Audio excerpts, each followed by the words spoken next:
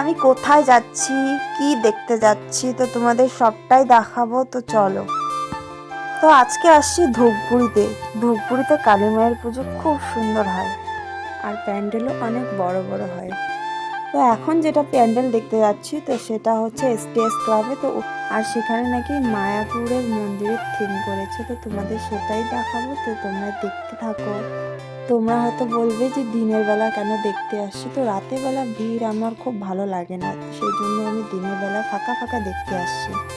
কিন্তু এখানে এসে দেখি অনেক লোকই আসছে দেখতে। তো এখানে দিনের বেলা থেকেই মেলা শুরু হয় দেখছি, কারণ রাতে প্রচুর ভিড় হয়।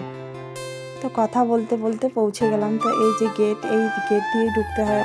তো দেখো আমরা মায়াপুরের মন্দির এখানে ধূপগুড়িতেই দেখছি। তো দেখো কত সুন্দর প্যান্ডেল করেছে, জাস্ট দেখো, সত্যি অনেক সুন্দর লাগছে দেখতে। তো এখন ভিতরে প্রবেশ করছি, আর সামনে অনেক গাছপালা, ছোট ছোট অনেক গাছপালা লাগাইছে।